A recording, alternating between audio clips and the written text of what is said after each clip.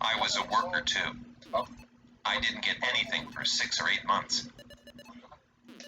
I worked myself to the bone. So I reckoned, why not help myself? This man spent many years in Siberia. Prior to his defection, he worked his way up to management level. Feeling remorse, he wanted to break his years of silence in the hope that his testimony could help other former foreign workers who are still prisoners of the system. The people positioned above the workers siphon off huge sums of money from those salaries for themselves. Let's say our bosses land a contract for 10 million. They'll tell us that it's 7 million. And we tell our foreman that it's even lower, maybe 5 million. So even then, we're still able to transfer our mandatory share to the regime. Another trick is to negotiate 50 men for a job. Then we arrange to use only 20 and we send the rest elsewhere. That means we can put aside a pile of money for ourselves. In a good month, how much did you earn? Around $20,000. In 1 month? Yes. Do you know how much Office 39 earns per year? And how much of that goes into developing missiles?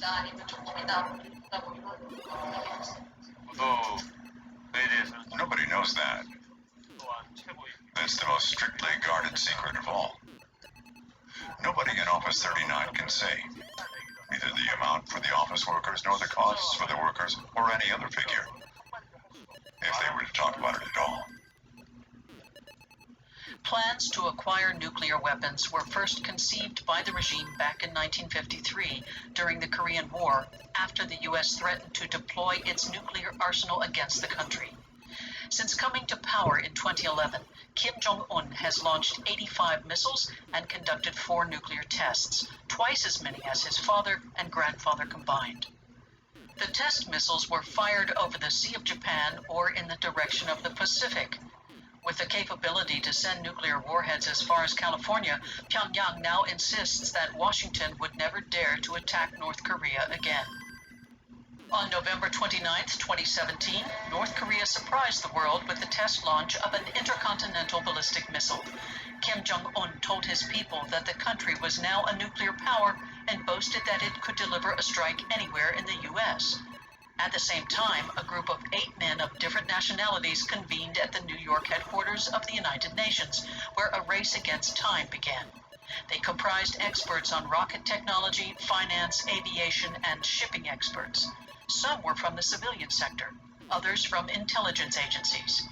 Their work is top secret. Their goal, to dry up the secret money sources of the Kim family. For their own safety, no photos exist of this expert committee. Only Hugh Griffiths, the group's head since 2014, was willing to talk on camera. These rockets that use ballistic missile-related technology, their debris has been recovered by the South Korean Navy, who've had ships close enough when the wreckage has splashed down, and they've recovered it, and then they've invited the panel to inspect this debris. And once we've inspected the debris, we note down the serial numbers, we take photographs, and then in many cases we're able to trace back the logistics and procurement chain. So that's the rocket, and we have what's left of that. This is one of the boosters you're seeing here. There is a cluster of them round about. I do want to obscure this. Well, our investigations show that a percentage of the components used in their rockets and missiles have been sourced abroad. These goods will be exported in the first instance to other countries in Asia, to business centers such as Singapore, Hong Kong, so that to a large multinational company based in, say, Europe, who's selling the goods, everything appears to be in order. There's no North Korean trace on the official paperwork. In addition to research work, the committee wields its own weapon, the economy. They devised sanctions that became progressively more severe in order to isolate North Korea. We waited 5 months for official permission to fly to North Korea. The North Korean diplomats didn't want us to film in winter, fearing that the power outages might leave a bad impression. Finally, in late March 2018, with temperatures rising again, it happened.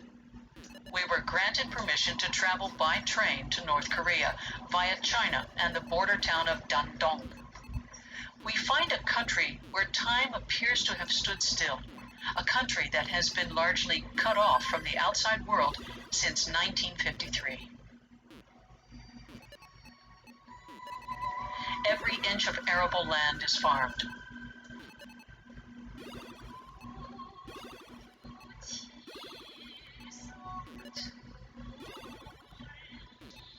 Everything serves to feed the nation.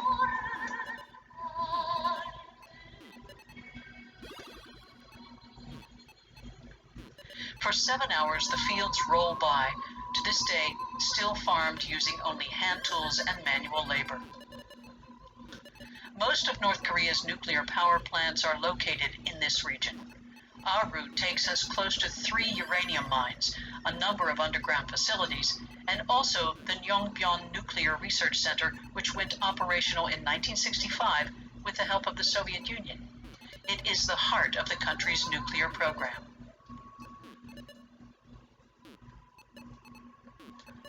Our escorts await us in the capital, Pyongyang. We're now entering a world reserved for the privileged section of the population.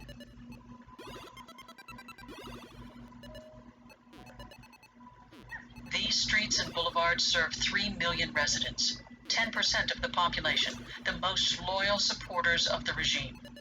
A special permit is required to enter the city. Our 2 guides accompany us from dawn until late at night.